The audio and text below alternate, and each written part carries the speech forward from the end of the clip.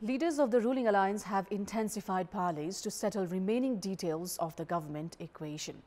While giving full shape to the cabinet is the most pressing matter for the moment for the government, all eyes are on the government's approach towards maintaining a balance between partners of the coalition, which has contrasting views on federalism and secularism, along with the tone that the government takes for Nepal's foreign diplomacy.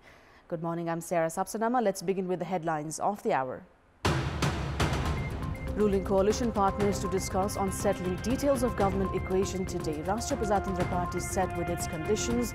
Janata Samajwadi waiting to finalize on its terms.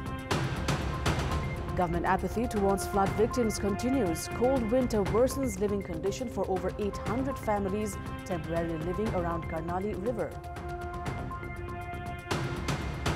The US becomes the latest country to impose mandatory COVID tests on visitors from China that is facing a surge in COVID cases in recent time.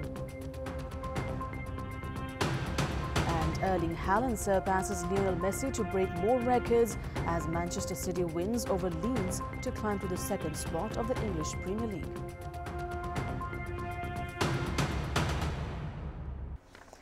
Meeting of the ruling coalition has been slated for today at Balwatar to discuss on power share and the government's common strategy.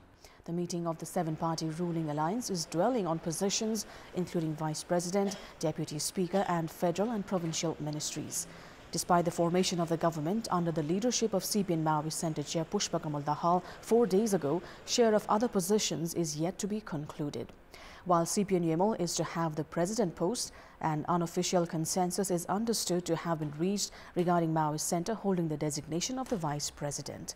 UML leaders including Subhas Nembang are the aspirants for the president post, while largest party of the coalition, UML is making preparations to appoint one among Chabilal BK, Prithvi Subba Gurung, Raghuveer Mahaset and Vidya Bhattara in fact as the speaker.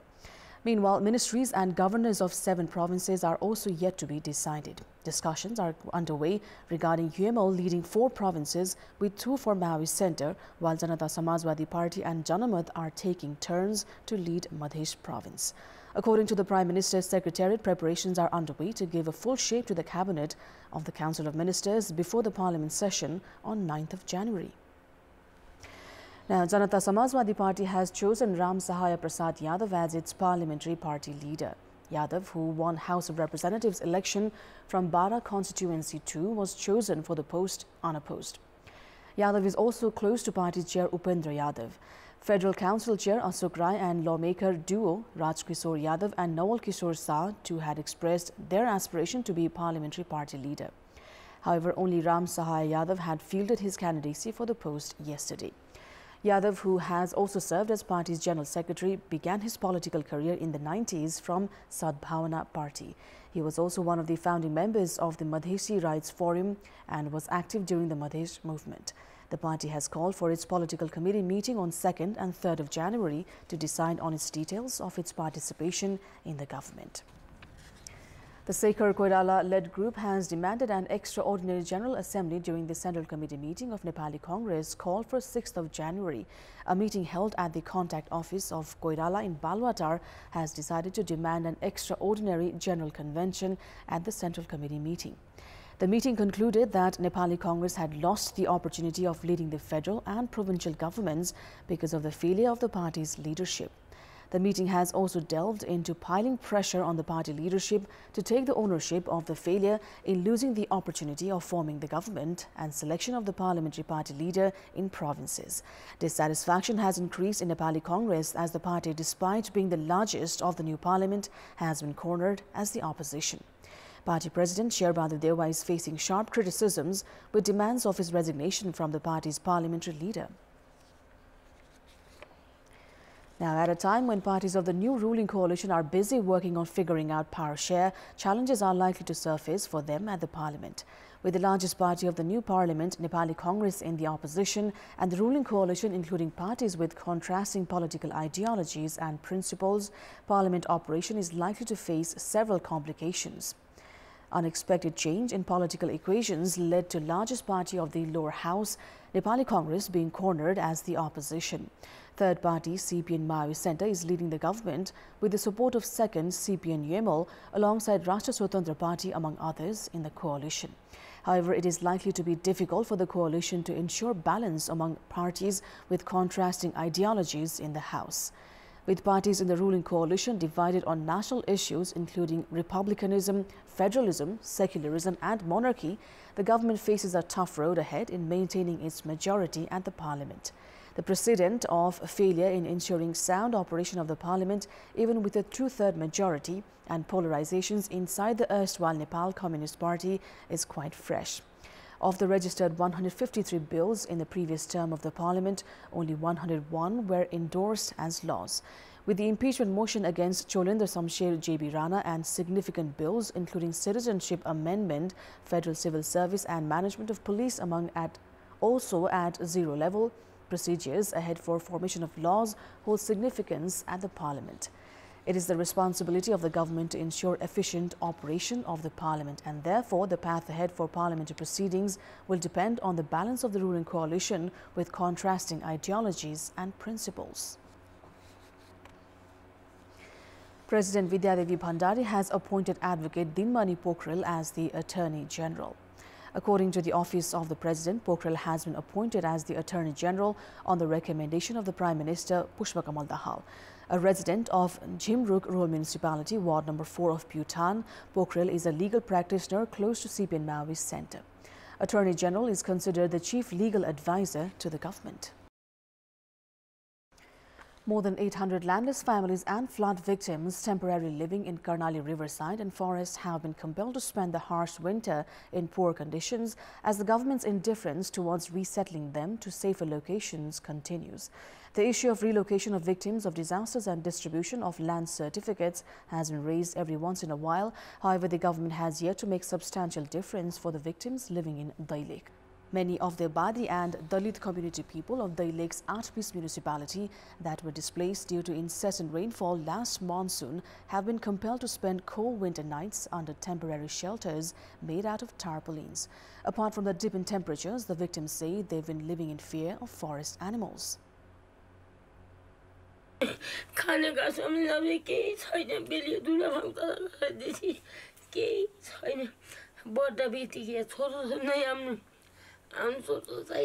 पालभित्रै बसेर मान्छे सोइरहन्छ आगो बालेर पनि बस्न जो छैन पालभित्र यस्तो समस्या भयो हामीलाई कहीं सरकारले हेर्दिन्न कहीं के गर्दैन.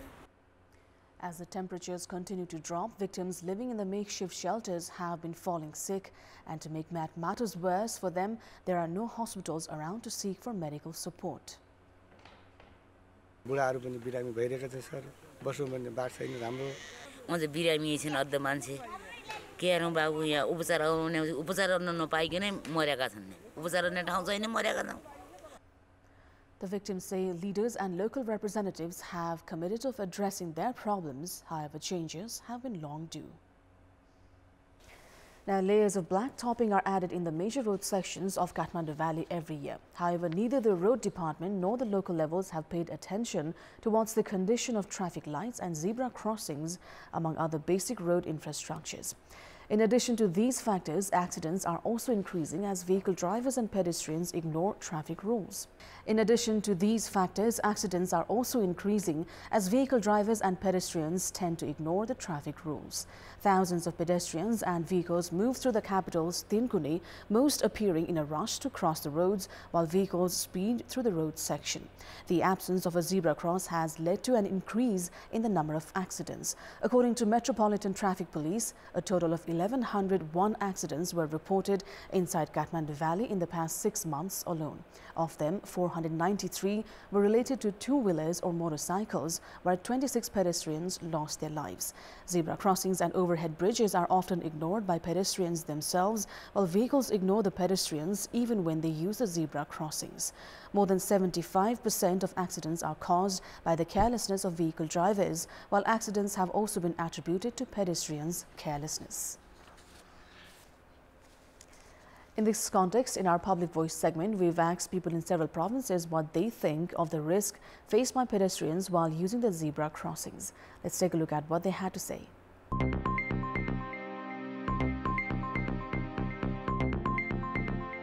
ट्राफिक चिन्हहरु यताउति प्रत्येक ठाउँमा भयो भने दुर्घटना न्यूनीकरण हुन्छ। जेब्रा क्रसमा मान्छे जाँदै गर्दा उहाँहरुलाई पहिला प्रथम गराता उनलाई दिने हिन्ने यात्रुले पनि अलिकति सावधानी चाहिँ अपनाउनै पर्छ।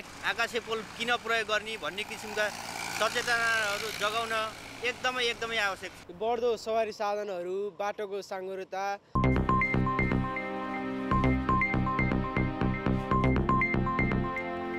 Legal arrangements require individuals holding public positions to submit their property details to related departments. However, none of the ministers of the Council of Ministers, led by former Prime Minister Sherbadu Dewa, have made their property details public. Based on the acts related to curbing corruption and the Commission for the Investigation of Abuse of Authority, individuals holding public positions must submit their property details within 60 days of assuming office.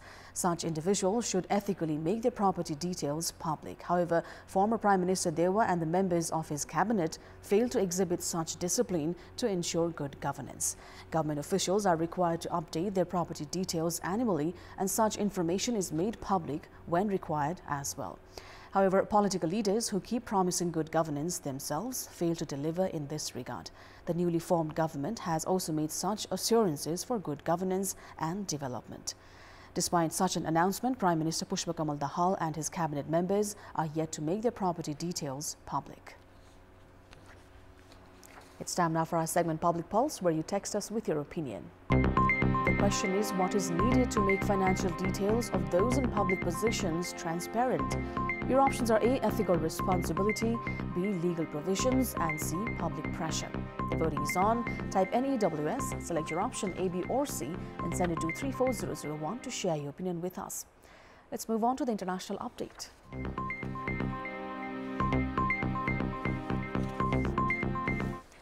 The US has become the latest country to impose mandatory COVID tests on visitors from China after it announced it would reopen its borders next week. Tighter measures have also been brought in by Italy, Japan, Malaysia, Taiwan and India. After almost 3 years of restrictions, China will let people travel more easily from 8th of January. At the same time, the country is facing a surge in COVID cases, leading to wariness among some countries. However, Beijing said coronavirus rules should be brought in on a scientific basis and accused some countries and media of hyping up the situation. On Monday and Tuesday, China announced it would ease its restrictions on travel to and from the country. From 8th of January, quarantine for travelers entering China will end and passport applications for Chinese citizens will resume. The US said that from 5th of January, all passengers traveling from China, Hong Kong and Macau would need a negative COVID test to enter the country in order to slow the spread of the virus. A US Department of Health statement said passengers would need to take a COVID test no more than 2 days before their departure. The measures apply to people flying via a third country and to passengers taking connecting flights through the US to other destinations. It also accused China of failing to provide adequate and transparent COVID data. The true toll of daily cases and deaths in China is unknown, as officials have stopped releasing the data. Reports say hospitals are overwhelmed and elderly people in the country are dying. That is all for the moment. Thank you for watching. Bye for now.